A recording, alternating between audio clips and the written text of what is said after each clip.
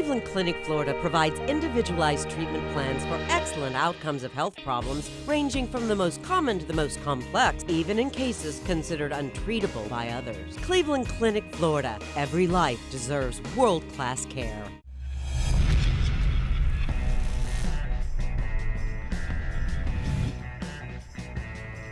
Well, welcome to the Monday KVJ After the Show podcast. Yeah. Yes. Here we go, baby. Yeah. Shit, yeah. Yeah. Big week or big weekend. Yeah, checking the views going up there on So Much Blood. Good. YouTube, yeah. 3,000 people have checked it out already. Good. Pretty good. Keep checking it out. Two Got, dick lickers have already disliked it. Fuck those people. Aw, so much pud. That's good. That's the follow-up porn version of So Much Blood. Oh, I like that. So much pud, and we just make everything sexual. Kevin Ralston's going to have a real big role in that one. Okay. So much pud. Yeah, I got a lot of people checking it out on YouTube. Our buddy Luigi said, got Pizza Pankton here in spirit. He said, perfect night. See, dialed up a little pizza and so much blood right there. You can see if you're watching KVJ TV. Very cool. Jason, that's something to be proud of right there. Yeah. He's doing pizza in the movie. Mm-hmm. Good little way to do it. Renee and Zane sent in an email, said, so last night my husband and I were watching So Much Blood on our TV, and our 5-year-old snuck in the room and was worried that Jaybird was a killer. Aww. I explained that he's just a goofball and he was making a silly movie. We listen every morning and he loves Jaybird. Hopefully he still loves you. Aw. Yeah, Rocco was freaked out. We took him with us to the movie premiere, and I didn't think like he was going to actually want to watch it. I figured I'd be chasing him around the hallways of the theater the whole night. But Rocco actually got a bag of chips and sat in the front row and wanted to watch the movie. Right. And then he was like, I don't know if I like this. Yeah. And so, Yeah. we ended up. Not a kid kind of movie. No. Yeah. No. Yeah, it's kind of one of those things you got to get kids somewhere else. And I just had to explain to him, it's pretend. It's not real blood. It's not a real movie. It's just Jason being silly. It's a real movie, but it's not real life. I get what you mean. Bless his heart. this isn't actually happening. Right. Let me see. Got this from Trey Smith. A girl said, great job, Jaybird. I was writing in last week, see if people were going to be wearing costumes to So Much Blood. So my boyfriend and I, we drove down from Orlando, and I made him dress up for the movie. We went as the Joker and the Riddler, and we were the only weirdos dressed in costume. That was so awesome. They were awesome. He was so embarrassed, he made us go in late and leave early so that nobody would see us. Aww. Got to see Virginia and Rocco, though, so it was worth it. We ended up watching the full movie back on our drive to Orlando the next day. It really was the best KVJ show movie thus far. I can't wait to see what's in store for next year. They were adorable in their costumes. That's funny. The Joker and the Riddler. They looked really good. Yeah. Thank you for coming from Orlando. Yeah, we had people come from Broward. People came from Miami. That was very, very kind of you. And I saw a comment. Yeah, somebody had driven from Miami to check it out. So next year, who knows, Jaybird premieres all up and down South Florida. Ghost Baby. Yeah. Ghost Baby. It's not going to stick. It's not happening. Come on, I'm trying to make Ghost Baby happen. It's been cut. We're going to put Rocco and put a sheet on it. He's going to be Ghost Baby. Oh, yeah. That would be so fun to film. Somebody said maybe a sequel, So Much More Blood. Oh. Uh-huh. You did a sequel on that. Okay, there you go. The ideas are already rolling. I like Ghost Baby better. Ghost Baby. I don't get a vote, I guess. I said you make it. Let me just act in it. You do the whole thing. Panda! Oh, there you go. Sign him up for that project, huh? Oh, he would be so pissed. He would kick me in the vagina. He's like, well, babe, what? I'm doing fucking Ghost Baby? What? I'm doing Ghost Baby, the movie? I got an email from Lexi. Said, I'm currently on my way home from the Friday night premiere of So Much Blood. I just wanted to make sure that I said it's somewhere due to my social anxiety. Funny how Jaybird's doing an event on things like that tomorrow, huh? Couldn't muster up the nerve to approach you guys. But you did such a good job, Jaybird. Way to go. Virginia, you were hilarious. So was Panda. I love the whole thing all throughout. Thanks for a great Friday night. Aww. Thank you for coming out. Mm-hmm. That was a fun vibe. I thought the vibe on Friday, the alcohol helps, I'll tell you. Well, and then a working air condition doesn't hurt. Amen. Oh my gosh, the AC on Saturday night wasn't working properly, and I was dripping in sweat. It was uncomfortable. Yeah. Beautiful theater, though. Love the theater. Mm-hmm. Hot, though. It was pretty hot. Awful. Yeah. Well, I guess you can't have everything. Denny's, we got. I'm going to send Denny's a couple clips because Sarah had sent us some stuff. Can you grab those on the email? Pull some of those off? Yeah, I'll try to get those. She said, I don't know if you guys received any of it yet, but here are some videos of Friday night's amazing improv. Thought maybe you could use them. It gets really dirty. Amazing? It was not amazing. I didn't know what the fuck I was doing. We got Terry the amazing Terry's on stage acting like a dead body. Yeah, I heard, were you 69ing Terry? Look, what happens on improv, yeah, I 69'd him improv. I think I did it twice to him. So nice, did it twice. So Terry's out there, and he had to play dead, so he had to take it? He was a dead body, and then they paint a scenario, and I mean, he is such a 69able body. It kind of just That's happened. what I think every time I look at him. And that's kind of just what happened. Yeah. You go where the laughs are at, Kev. Okay, yeah, I hear you. All right, well, hopefully we'll get some of that video posted and maybe a little bit of audio here before we wrap up today. Vicious V was real good. Yeah? I thought you were good. That was okay. All right, well, fuck. I was just terrible, Kev.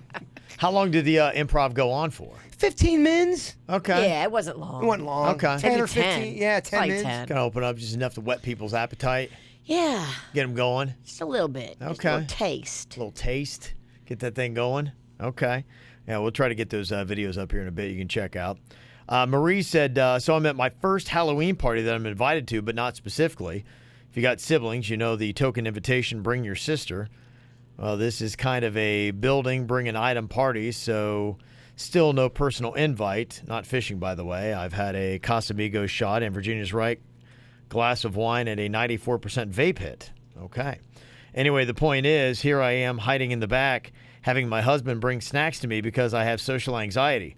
Kevin, your wife struggles with the same. Any tips? Or is she not quite so bad? Thanks for the help. Yeah, no, I would say, when it comes to that kind of stuff, if it's my wife, if like she has to go, a lot of it she just doesn't really want to go, and so, you always got to kind of measure. Okay, can we go, and what's the situation? So some of those things, like, yeah, it's just I there's no chance I can get her to those type situations because she'll just lose her mind. And if we do, it's typically like we try to get in and move quickly. So it's really only the events where she's really comfortable. And even then, I mean, even if it's family, she likes hitting things quick. So we're in and out. Yeah, I got some family members that have some social anxiety, and it can be tough. Yeah. Even to like asking someone to order, like when they're placing an order, they struggle with it. Yeah, typically what we do is, if we have events where I have to go and we're there, is she'll oftentimes invite people that she knows. She creates kind of a cocoon around her, is kind of her way that she does it. She'll have 2 to 5 people that she's very comfortable with, and she'll almost get in the middle of them, and then she's got that cushioning. Like I can't even think of any event that I've really had where she will just be off by herself.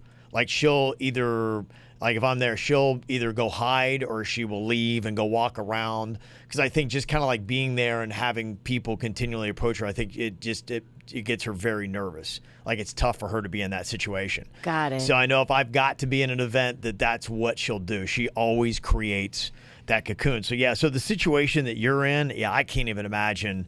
I wouldn't get my wife really in that situation. If I did, that's where it's tough, where it's like, you can't invite a posse of people around you, because she gets angry with me, and it's tough because she'll be like, you'll leave me by myself. And I try to be conscious of that, but then when people come up and talk to you or pull you away and you kind of get spun in a circle, there she is kind of standing by herself, and then she's completely feels exposed, and she does not like that feeling. So she's just like, that's pretty traumatic for her. God, I'm so glad I don't have that. It's tough. I don't understand. I love going by I know. myself. I love being by myself. I can chill with people. I can chill without people. Like, I would never worry about it. Like, Yeah. But so some people it's crippling. It feels like it can be crippling. It's kind of like the feeling you would have. Let's say you dread public speaking. For some people, just talking one-on-one with someone they've never met before, that they have that kind of anxiety. It's like giving a speech to one person. That's the kind of feeling they have. They struggle with it that bad. Mm-hmm. Yeah. I wonder if it's completely nature or if it's a little bit of nurture.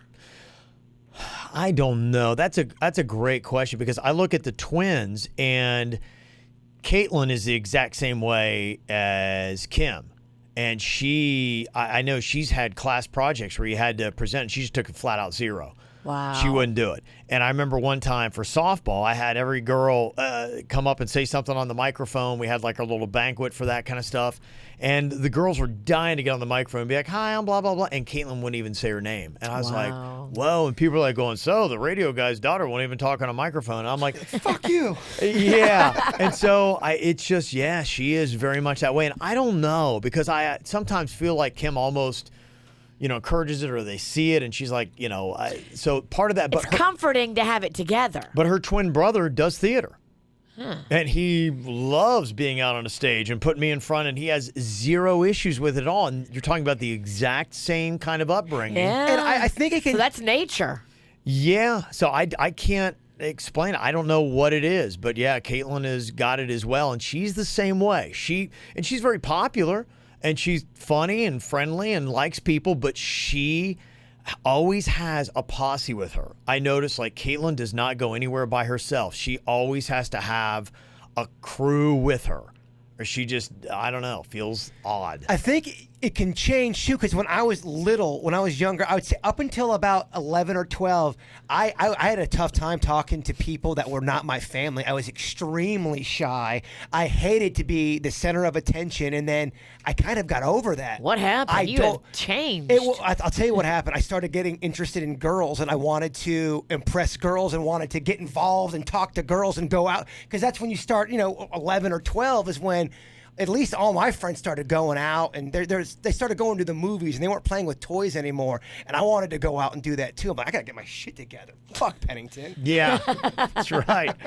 Sometimes it takes that to kind of pull you out. Yeah. Yeah. But it's tough. And I think anybody who's got any kind of anxiety disorder, the thing that I start to understand when you have it, obviously I got my fear of snakes and stuff like that. And somebody probably who loves snakes is looking at me like going, what's wrong with that guy? And I think that's probably it, that you feel bad on top of it because not only do you have the anxiety, but then people look at you and they don't understand it. Be like going, what's wrong with you? Be like going, you can't just stand there and somebody come up and just say, hi, it's nice to meet you. And like, what's such a big deal with that? And, that it took me years to really understand that my wife was that way. I'm like, well, why can't you just sit there? Like, why do you have to be this way? And so it was a big point of friction. You absolutely feel bad. I because I've not been able to go to buildings and stuff, and I haven't been. Let's say there's been an event. There was an event with Kevin. I had to call him and say, dude, I can't go. I just got to the parking lot and I realized there's all these buildings here and I got to bounce out.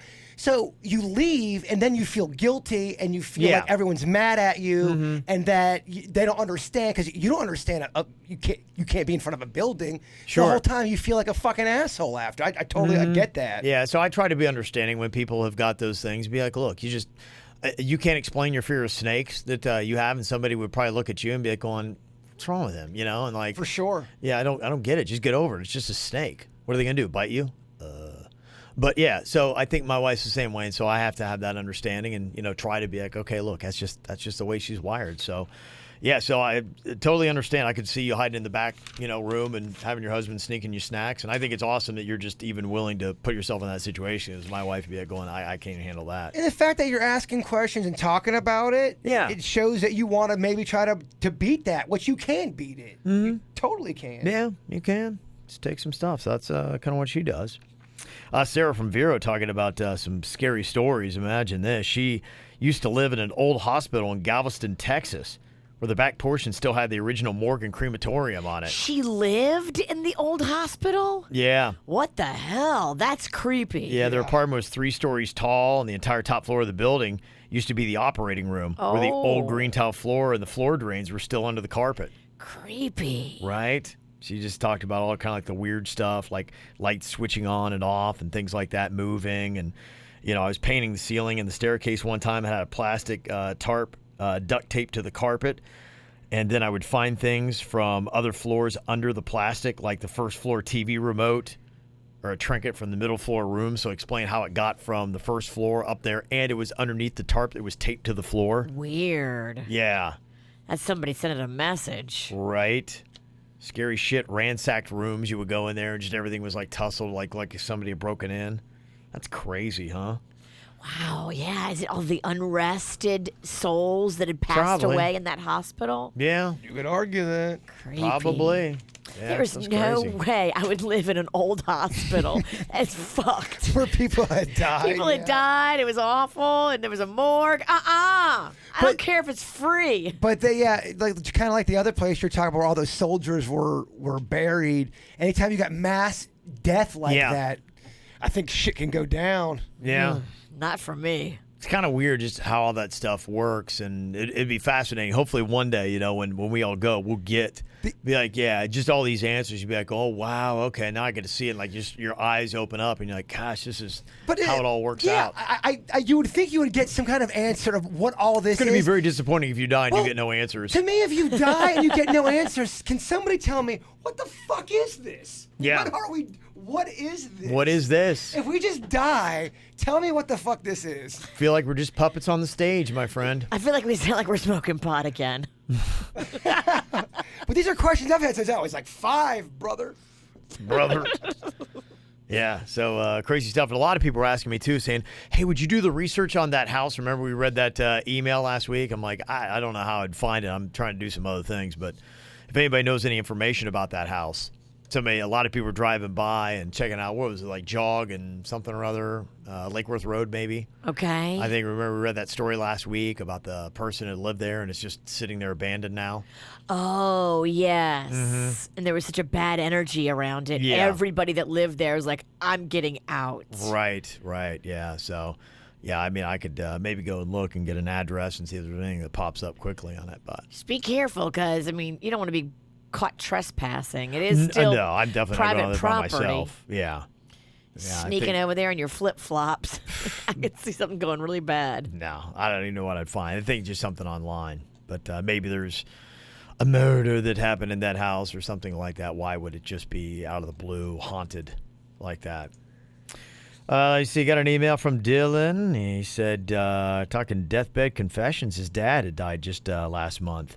And as he took his last breath, he admitted that he had murdered somebody when he was 17. What? He died at the age of 81 and kept that secret his entire life. Who did he kill? Told me it was a woman he killed on accident. Oh, my God. Said he didn't mean to do it, and he never told me how or why.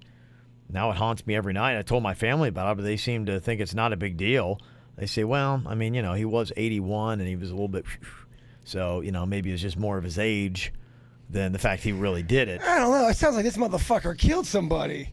Family doesn't think so. They think it's just, it's just an old dude that... They're in denial. Could you do a little research and figure some stuff out? I would be doing... Did any chicks go missing back when he was 17? That's a good point, yeah. Yeah, you'd have to look, see what town he's in. Yeah, if he was from a smaller town, it would be pretty easy. Any town. That's going to be easy to do the backpedaling, find the year...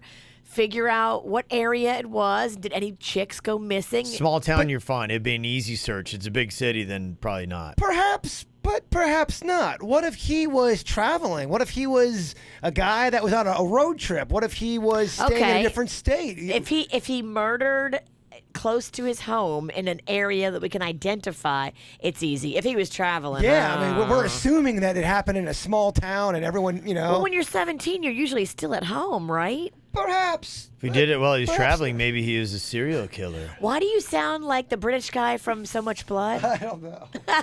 Perhaps, but... We're talking about murder theories here. Uh-huh. So anyway, yeah, it's deathbed confessions. Those are pretty fascinating. Believe it or not. Yeah. I think if I'm gonna wait till the end, I'm just gonna keep it till the end.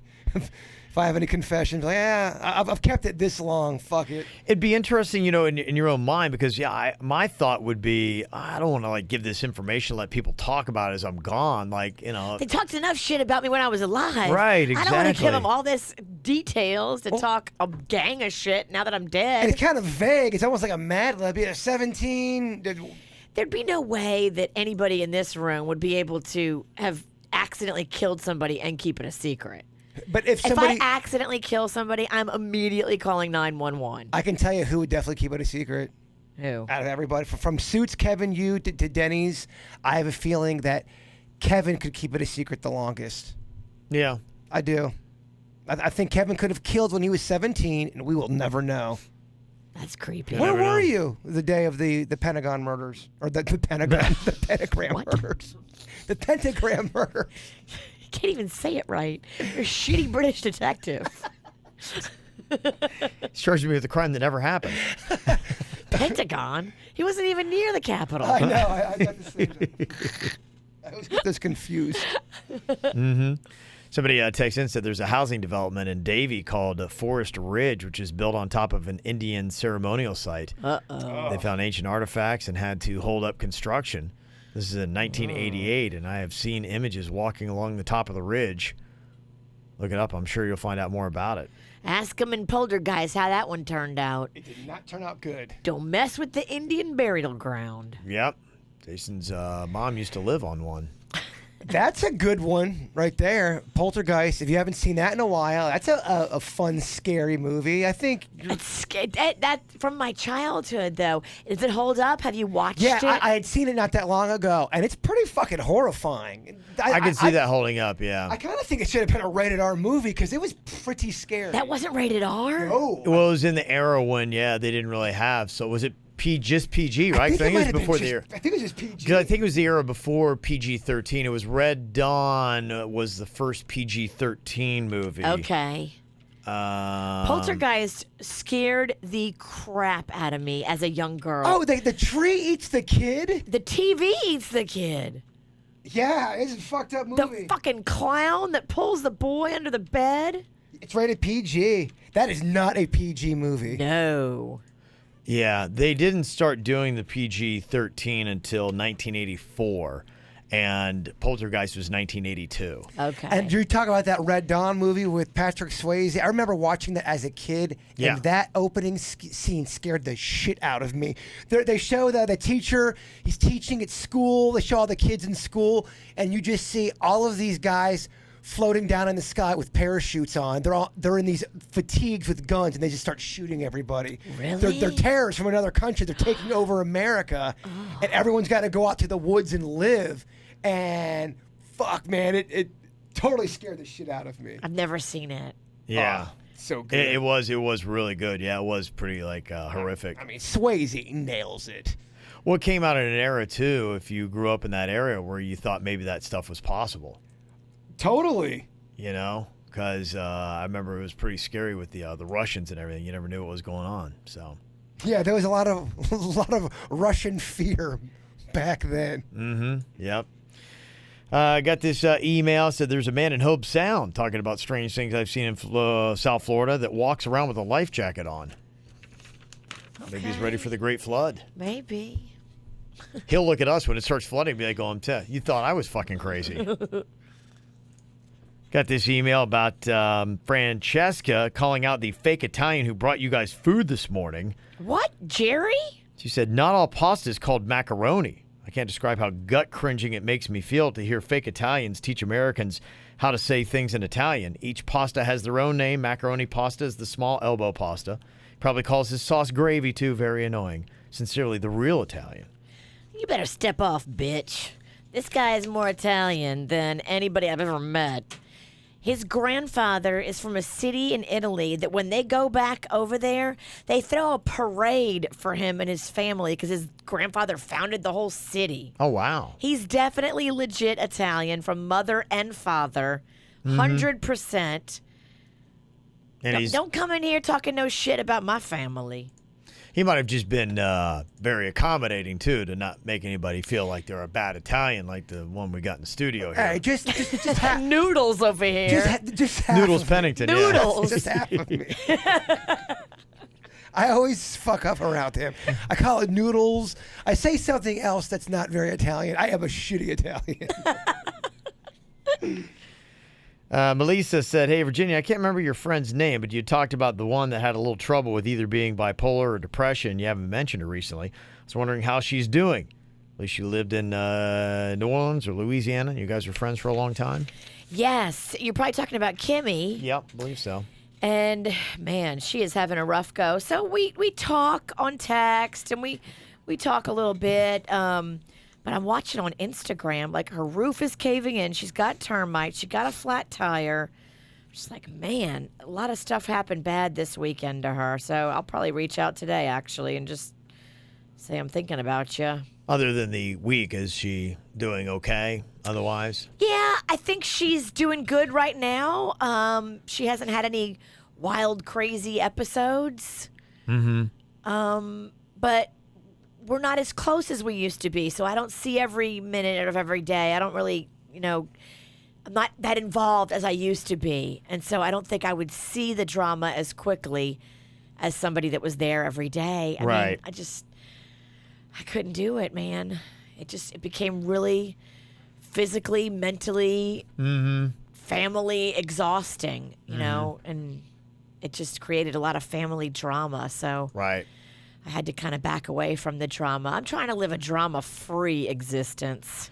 Yeah, I hear you. Not create more. Yeah. I like other people's drama. I like other people's catfights. I like other people's shade. I don't like it in my own family, When in you're my getting own sucked into life. it, yeah. It's not fun. Yeah, that is challenging. Got this email from Jody. Said, I've been listening to your show since you came back to West Palm. I listen while I'm getting ready for work.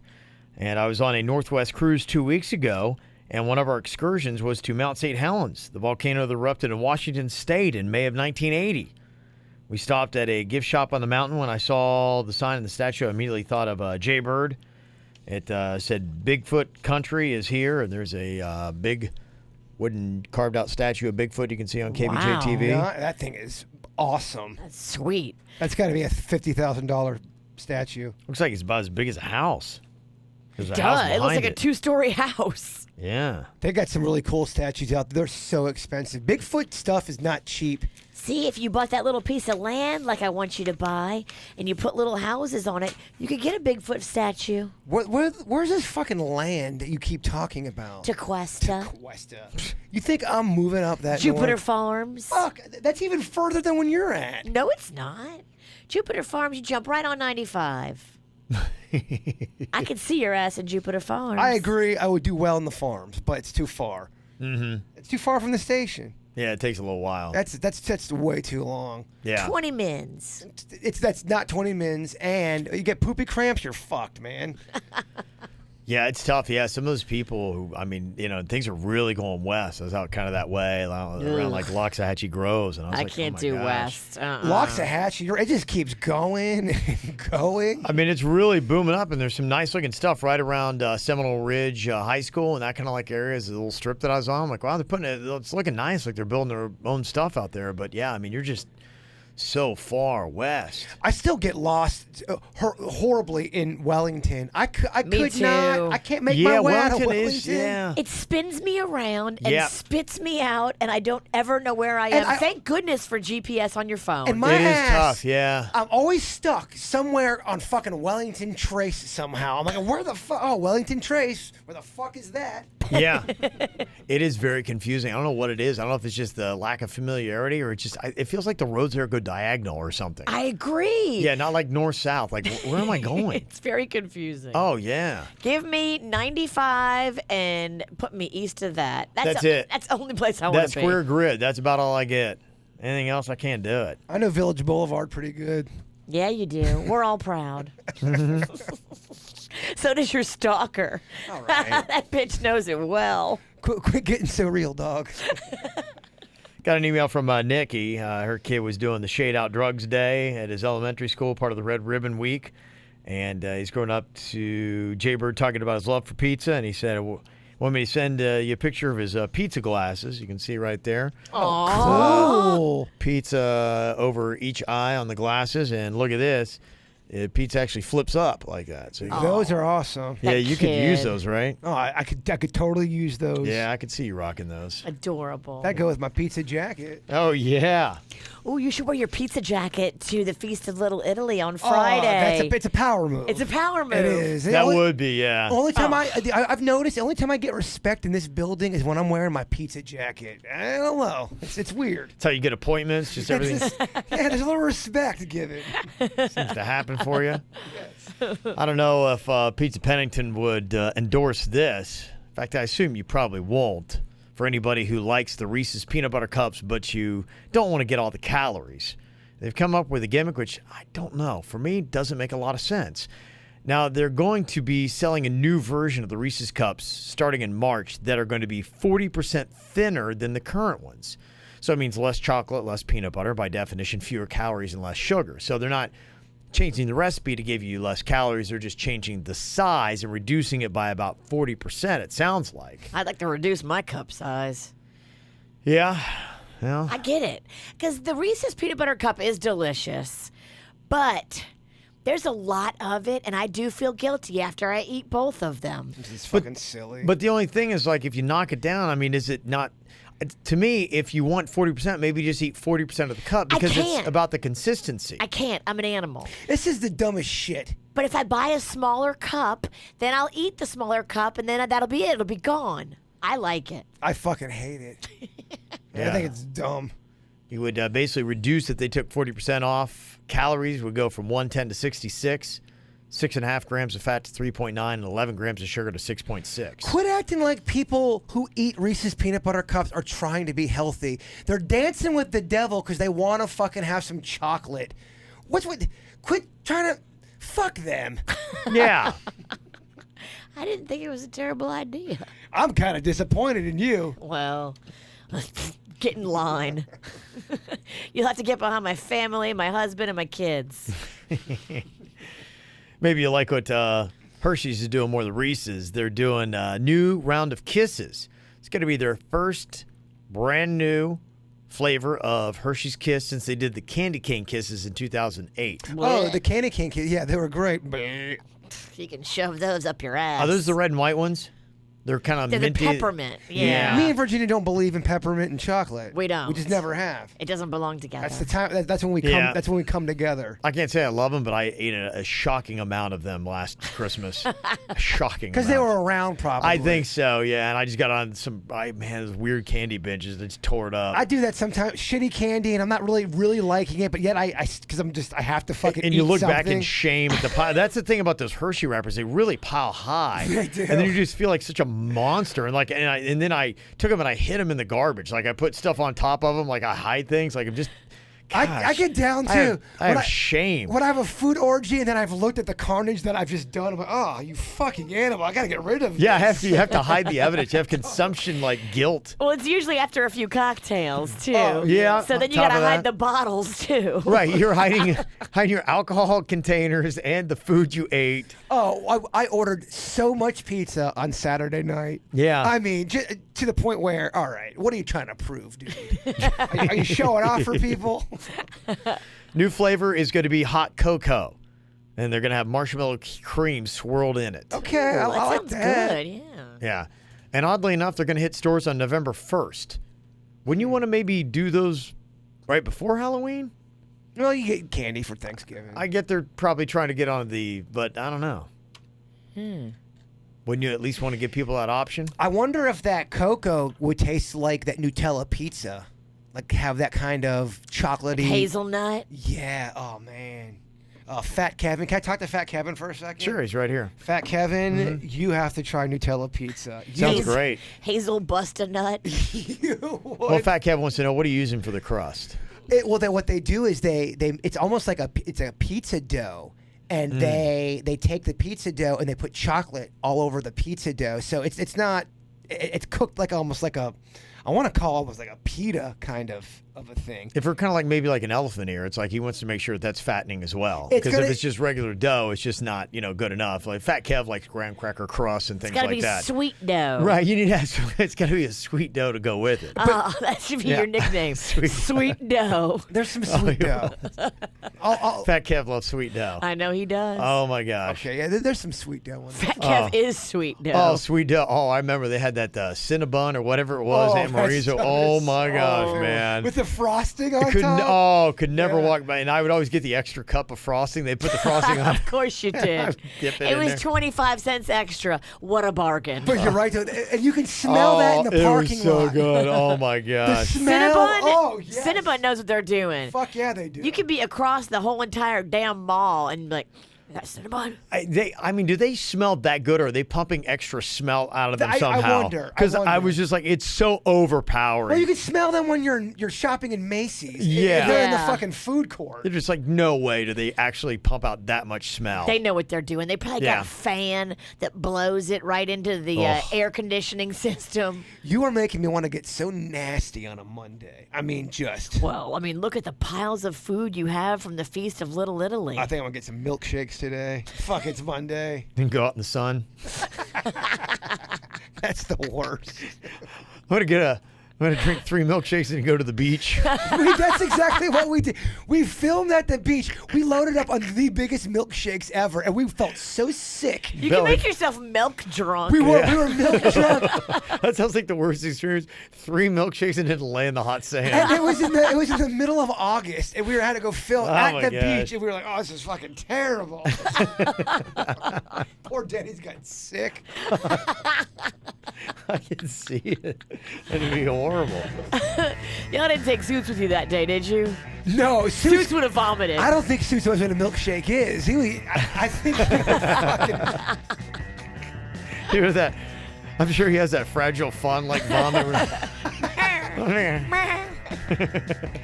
Shaky legs.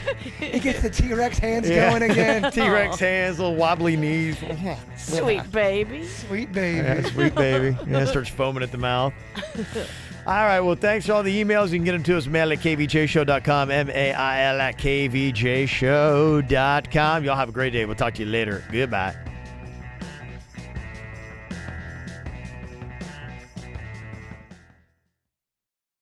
Cleveland Clinic, Florida provides individualized treatment plans for excellent outcomes of health problems ranging from the most common to the most complex, even in cases considered untreatable by others. Cleveland Clinic, Florida. Every life deserves world-class care.